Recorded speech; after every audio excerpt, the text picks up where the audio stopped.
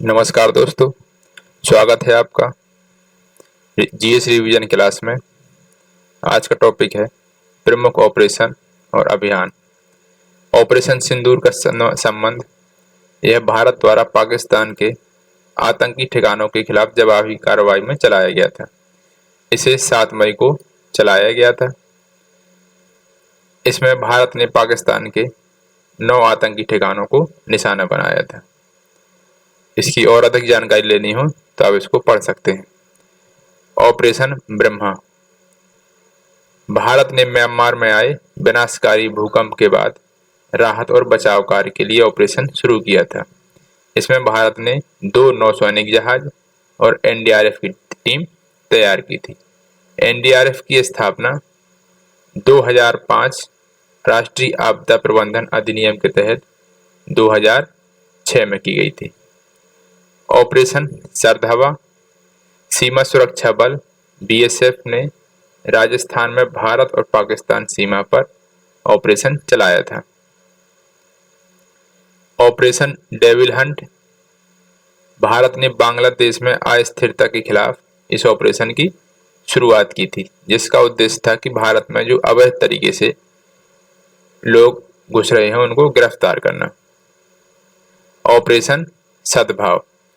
भारत ने Myanmar, Laos और Vietnam में मानवीय सहायता प्रदान करने के लिए इस ऑपरेशन की शुरुआत की थी। Operation conviction. उत्तर प्रदेश सरकार ने इस ऑपरेशन को शुरू किया था। इसका उद्देश्य था कि जो भी अपराधी हैं उनको 30 दिनों के भीतर उनकी जांच करके उनको सजा दिलाना था। ऑपरेशन राइजिंग सन।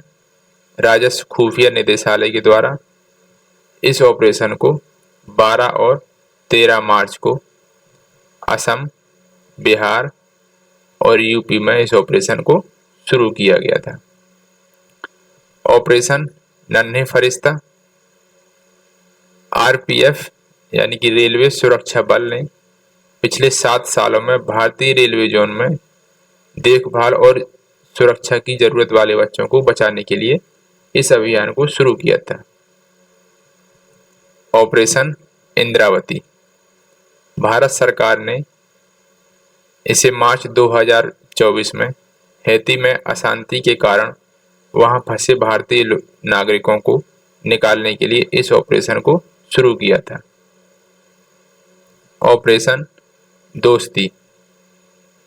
तुर्की और सीरिया में 6 फरवरी 2023 को आए विनाशकारी भूकंप के बाद भारत सरकार ने मदद के लिए इस ऑपरेशन की शुरुआत की थी। ऑपरेशन संकल्प। भारतीय नौसेना ने 29 मार्च 2024 को हिंद महासागर में समुद्री सुरक्षा सुनिश्चित करने के लिए इसे लॉन्च किया था। ऑपरेशन कामधेनु। जम्मू कश्मीर में मवेशियों की तस्करी को रोकने के लिए मार्च 2024 में इस ऑपरेशन को शुरू किया गया था। इसका उद्देश्य था जो मवेशियों की तस्करी कर रहे हैं इस तरह के गिरोह या समूह को पकड़ना, इसका उद्देश्य था। ऑपरेशन अमृत।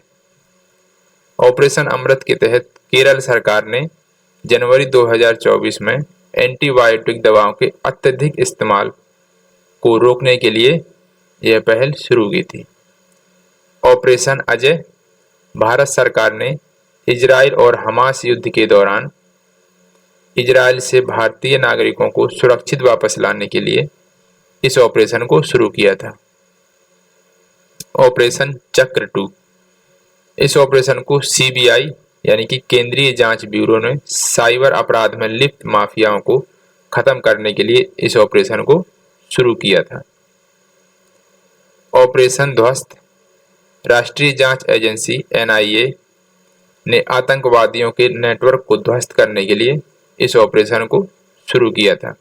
एनआईए की स्थापना 2008 में भारत में आतंकवाद और राष्ट्रीय सुरक्षा संबंधी अपराधों की जांच के लिए की गई थी।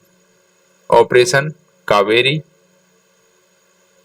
ऑपरेशन कावेरी भारत सरकार ने 2023 में सूडान संघर्ष के दौरान सूडान से भारतीय नागरिकों और विदेशी नागरिकों को निकालने के लिए इस ऑपरेशन को चलाया था। ऑपरेशन सद्भावना। ऑपरेशन सद्भावना भारतीय सेना ने जम्मू कश्मीर और लद्दाख में आतंकवाद से प्रभावित लोगों की मदद करने के लिए इस ऑपरेशन को शुरू किया था। ऑपरेशन गंगा। भारत सरकार ने 2022 में युद्धग्रस्त यूक्रेन से भारतीय नागरिकों और छात्रों को सुरक्षित वापस लाने के लिए इस अभियान को शुरू किया था। यह ऑपरेशन यूक्रेन पर रूस के हमले के दौरान चलाया गया था। Operation octopus. एनआईए, ईडी और राज्य पुलिस ने मिलकर 22 सितंबर 2022 को 11 राज्यों में छापेमारी की थी। इस ऑपरेशन का उद्देश्य था पॉपुलर फ्रंट ऑफ इंडिया यानी कि पीएफआई के विरुद्ध हिंसा फैलाने और टेरर फंडिंग के मामले में कार्रवाई करना। ऑपरेशन गरुण। सीबीआई ने ड्रग नेटवर्क को खत्म करने के लिए इस ऑपरेशन को शुरू किया था। इसका उद्देश्य था जो नशीली दवाएं हैं उनकी तस्करी पर रोक लगाना। ऑपरेशन मेघचक्र। सीबीआई ने 2022 में बच्चों के साथ जो गलत कृत्य हो रहे हैं, यौन उत्पीड़न हो रहा, दुर्व्यवहार हो रहा, उसको रोकने के लिए ऑपरेशन शुरू किया था। इसका उद्देश्य था जो बाल पोर्नोग्राफी सर्कुलेट हो रही है उसका भी पता लगाना था। ऑपरेशन नारकोस। ऑपरेशन नारकोस आरपीएफ ने 2022 में रेल के माध्यम से जो नशीले पदार्थ हैं, तस्करी हो रही थी जिनकी, उनको रोकने के लिए चलाया था। ऑपरेशन सर्वशक्ति। भारतीय सेना द्वारा जम्मू कश्मीर में आतंकवादी गतिविधियों को रोकने के लिए पाकिस्तान के प्रयासों को विफल करने के लिए यह ऑपरेशन शुरू किया गया था। Operation black tornado. यह ऑपरेशन राष्ट्रीय सुरक्षा गार्ड यानी कि एनएसजी के द्वारा 2008 में मुंबई के ताज होटल में आतंकवादियों का पता लगाने के लिए इस ऑपरेशन को शुरू किया गया था। ऑपरेशन शिवा। भारतीय सेना द्वारा अमरनाथ यात्रा को सुचारू रूप से और सुरक्षित बनाने के लिए यह ऑपरेशन लॉन्च किया गया था।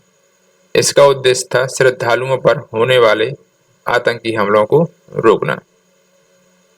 Operation Sindhu.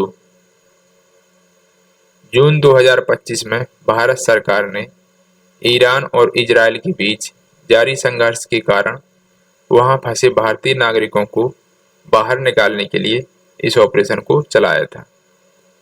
Operation rising lion. यह इजराइल द्वारा ईरान के परमाणु ठिकानों को निशाना बनाने के लिए एक सैन्य हमला था। Operation midnight hammer. यह मिशन अमेरिका का मिशन था जिसे 21 से 22 जून 2025 को ईरान के 3 परमाणु ठिकानों पर हमला करने के लिए चलाया गया था। ऑपरेशन देवी शक्ति। ऑपरेशन देवी शक्ति में अफगानिस्तान में तालिबान के कब्जे में भारतीय नागरिकों को वापस लाने के लिए भारत सरकार के द्वारा इस ऑपरेशन को चलाया गया था। Operation black forest. मई 2025 में छत्तीसगढ़ और तेलंगाना की सीमा पर नक्सलवाद के खिलाफ सुरक्षा बलों द्वारा इस ऑपरेशन को चलाया गया था। Operation shield. पश्चिमी सीमावर्ती राज्यों में पाकिस्तान से लगी सीमा पर मॉक ड्रिल का आयोजन किया गया था जिसे ऑपरेशन शील्ड नाम दिया गया था। Operation hoc. सीबीआई के द्वारा केंद्रीय जांच ब्यूरो सीबीआई ने अमेरिका से प्राप्त जानकारी के आधार पर ऑनलाइन बाल यौन शोषण जैसे अपराध को सफलतापूर्वक ध्वस्त करने के लिए ऑपरेशन हॉक को चलाया गया था। ऑपरेशन मेघदूत। ऑपरेशन मेघदूत में भारतीय सेना और भारतीय वायुसेना ने उत्तरी लद्दाख क्षेत्र की ऊंचाइयों को सुरक्षित करने के लिए इस ऑपरेशन को चलाया था। ऑपरेशन अमानत। भारतीय रेल द्वारा यात्रियों के खोए हुए सामान को ट्रैक करने के लिए ऑपरेशन अमानत को लॉन्च किया गया था। ऑपरेशन आहट।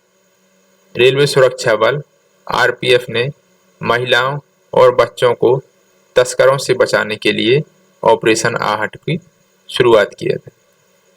Operation alert. सीमा सुरक्षा बल बीएसएफ द्वारा 11 अगस्त 2025 से 17 अगस्त 2025 तक इसको चलाया गया था। भारत एनसीएक्स 2025 यह एक राष्ट्रीय साइबर सुरक्षा अभ्यास है। तो ये थे कुछ प्रमुख अभ्यास। धन्यवाद।